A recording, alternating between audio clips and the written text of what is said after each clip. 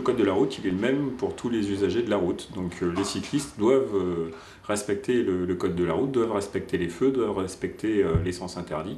On a aujourd'hui différents aménagements qui leur permettent certaines facilités, mais en dehors de ces aménagements, ils doivent respecter le code de la route.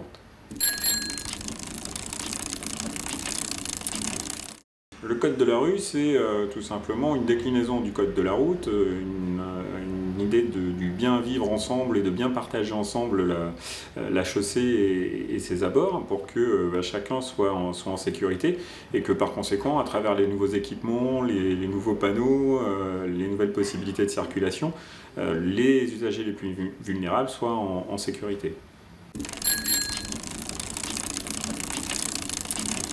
Alors c'est pas nouveau, ils sont déjà équipés, on en trouve déjà un certain nombre sur Limoges par exemple, de ces nouveaux panneaux.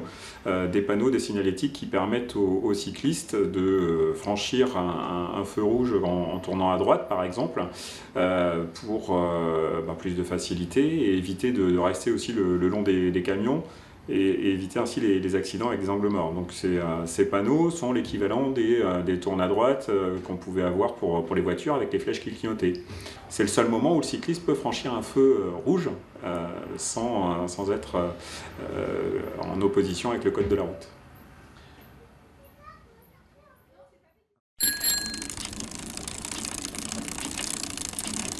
Alors, quand on roule en groupe, on roule soit comme on dit, à la file indienne, à la queue leu-leu, l'un derrière l'autre, à deux de front au maximum. Et à partir du moment où il y a plus de 10 cyclistes, les groupes doivent se scinder pour permettre justement aux automobiles de les dépasser en sécurité, de se rabattre le cas échéant si c'est nécessaire. Il y a déjà un équipement obligatoire prévu dans le cadre du code de la route, un équipement obligatoire pour le vélo lui-même et puis pour le cycliste. Donc pour le vélo, un vélo pour pouvoir circuler sur la rue, sur la route, doit compter un avertisseur sonore, une sonnette qui doit s'entendre jusqu'à une distance de 50 mètres, deux freins, un feu blanc à l'avant, un feu rouge à l'arrière, des catadioptres qui sont présents donc de couleur blanche à l'avant, rouge à l'arrière et orange sur les pédales et sur les roues.